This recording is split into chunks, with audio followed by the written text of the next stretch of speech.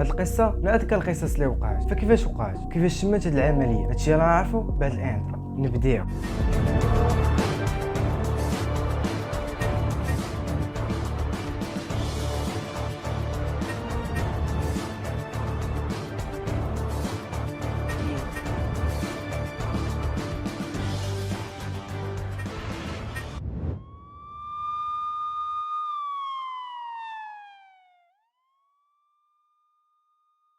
السلام، مرحبا بكم في هذا الفيديو جديد. كنتمنى انكم تدعموني بزر لايك والاشتراك في القناه. نبداو القصه ديالنا. غاش نبدا القصه من عند المدير ديال البنكه. غينوض مدير البنكه كيف العاده، غيمشي باش يتفقد الرسائل اللي وصلوهم. اغلبيه الوقت كتجي الفواتير ديال الماء والكهرباء، ولكن داك النهار غيتفاجئ بواحد الرساله من شي شخص مجهول، والرساله كانت عباره عن تهديد. وكانت الرساله كتقول انه خاصو يعطي لواحد الموظفه 300 مليون ين، اللي كان في ديك الوقت تقريبا واحد 850 الف دولار. ديك الموظفه كان خاصها دير الفلوس لواحد البلاصه مكتوبه في ديك الرساله، ولا ما عطاهمش الفلوس كيقولوا انهم الغد ليه مع الخمسه غادي يفجروا ليه المنزل ديالو وحتى البنكه اللي خدام فيها، وكيأكدوا انهم راه ما كيتفلوش. المدير ديال البنكه غادي يحير، ما يعرف شنو غيدير. المدير علم الاداره انه توصل بواحد التهديد وعطاهم ديك الرساله. إدارة البنكة غادا تتواصل مع الشرطة وغادا تقول لهم أنهم وصلتهم واحد الرسالة فيها تهديد. الشرطة غادا تاخذ من عندهم ديك الرسالة وغتبدا في التحقيق ديالها. البوليس بعد ما جاهم البلاغ مشاو للدار ديال المدير وداروا عليها واحد الحراسة مشددة، وكذلك حتى البنكة باش إلا جا شي واحد مشبوه به يديروا معاه التحقيق. بعد هادشي اللي داروا البوليس، المدير ديال البنكة والموظفين ارتاحوا بعدا شوية، وصل الوقت اللي قالوا لهم في الرسالة. ودابا 4:59 ضربات الخمسة وما وقع والو، علما أن المدير ما عطاهم حتى ريال. هاد القصة باينة شي تهديد ما منوش، وملي ما طرا والو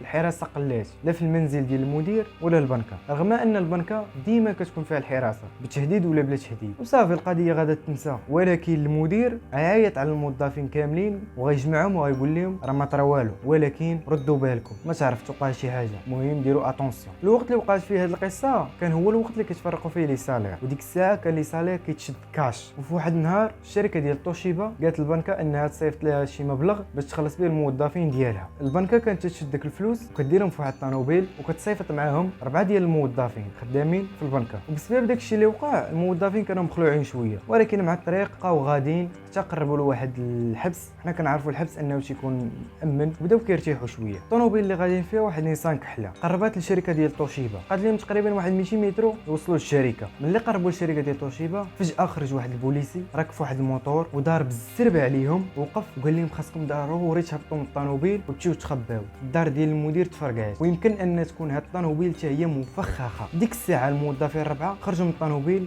مشاو كيجريو وتخباو في واحد البلاصه امنه، وبداو كيلاحظوا كيشوفوا البوليسي بدا كيقلب تحت الطوموبيل كيشوف لا تكون شي حاجه. فجاه البوليسي بدا كيغوت، تخباو وبدا كيخرج واحد الدخان من تحت الطوموبيل. بقاو كيتسناو ديك التفرقعه توقع، بقاو كيتسناو في ديك التفرقعه اللي ما عمرها غادا توقع. دازت واحد المده، دوك 4 ديال الموظفين خرجوا بداو كيقربوا من البلاصه ديال الحادثه، بداو كيلاحظوا انهم ما بقى لا بوليسي لا طوموبيل لا الفلوس اللي كانوا وسط الطوموبيل، حتى حاجه ما بقاش. مشاو بعد داك الشيء اللي وقع مشاو كيعيطوا للبنكه وكيسولوها على شنو وقع، واش بصح الدار ديال المدير تفرقعت. قالت لهم البنكه انه ما وقع والو، ما تفرقعت لا دار ديال المدير لا البنكه، وقعت ليها شي حاجه، كلشي غادي مزيان. علموا البوليس ديك الساعه. البوليس ملي سمع داك الشيء جا كيجري.